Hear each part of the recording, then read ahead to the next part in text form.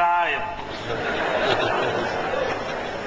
إذا رضيت علي بنو قشير لعمر الحق أعجبني رضاها. بارك الله فيك. لك مواقف ومقامات وصولات وجولات، هات ما عندك. أولا أعرف أن الشيخين أكبر مني سنا ولكن البركة من الله، هذه مسألة.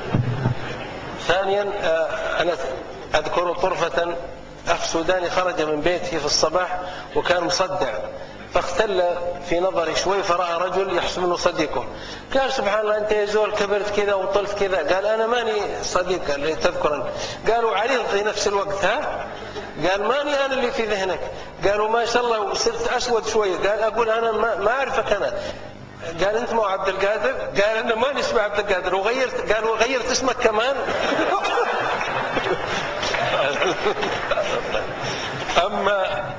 أما أنا فمع المشايخ لي ذكريات كما للمشايخ ذكريات، وعشنا مع الشيخ بن باز كما عاش الدكتور عصام والدكتور سلمان، كنا نلتقي كل شهر، يلتقي بدعاة المملكة كل شهر سماحة الشيخ.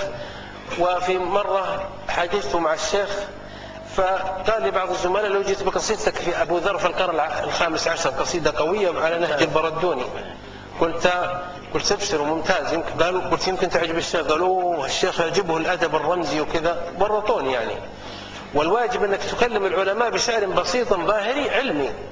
فجئت بالقصيدة منها قلت لا طفوني هددتهم هددوني بالمنايا لا طفت حتى أحسى، أركبوني نزلت أركب عزمي، أنزلوني ركبت في الحق نفسا، أطرد الموت مقدما فيولي والمنايا أجتاحها وهي نعسى، إلى آخر ما قلت. فلما انتهينا أخذ عليه الملاحظ، قال لما الأخ عايض فما ندري ما هو المقصود بقصيدته، دخل في الرمال وخرج من الرمال. والواجب أن يوضح المقصود وأن يبين لنا المراد من الكلام، وأن يكون شعره ظاهري على الظاهر كما قال. قلت خلاص أنا عرفت المقصد الآن.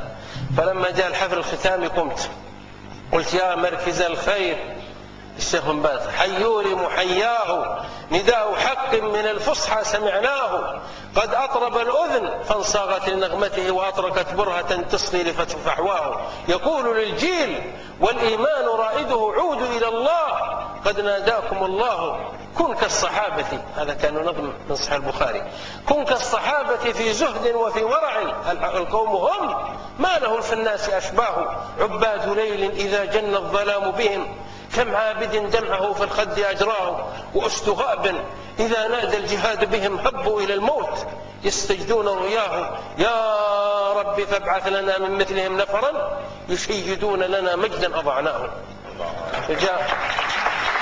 ختمتها القصيدة تقارب 50 ختمتها فقام الشيخ بارك الله بك ونفع الله بك وجعلك مباركا إنما كنت من هذا الدعاء، انبسط الشيخ واستفهل.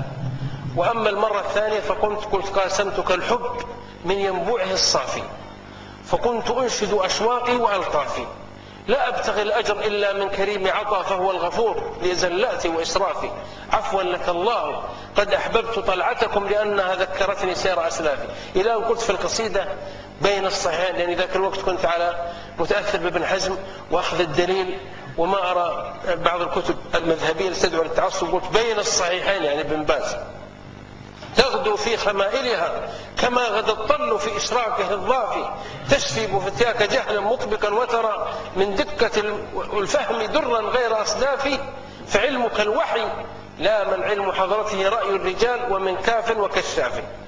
فلما ضيقت قلت الكافي أقصد به الكافي الكليني والكشاف للزمخشري، فخرجنا بهذه الحيلة. أما طيب دقيقة بس خلينا ناخذ وقفة شوية. الشيخ بن باز رحمه الله لما كان الشيخ عايض القرني يعني مرة يخرج من الرمال ويدخل، يبدو هو على معرفة بأنه هذه هي طبيعة الشيخ عايض، لأنه لما كان معنا في الأتوبيس بتاع رحلة الحج أنا ما كنت معكم، ما خرج من الأتوبيس ودخل. أنت كنت معنا؟ والله ما كنت معكم أكيد، لأنك أنت من كثرة الإسهال فقط من معك.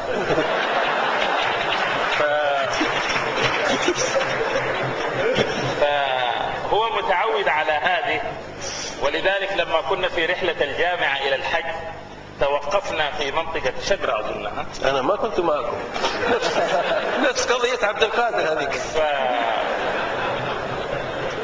والذي صنع لنا الكبسة كان طباخ سوداني عفى الله عنه، وعملت فينا يعني عملها وحولت المغص إلى إسهال أعزكم الله.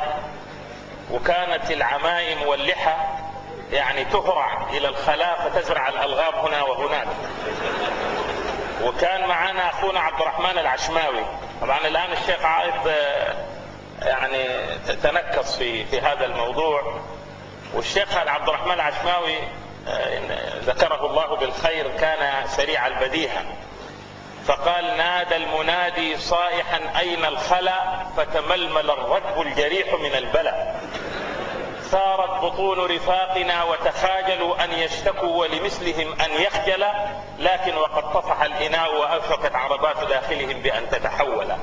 يا سائق الأتوبيس إن رفاقنا يرجون منك الآن أن تتمهل، فالرعد يقصف في البطون وخوفنا أن يرسل الرعد المزمجر وابلا.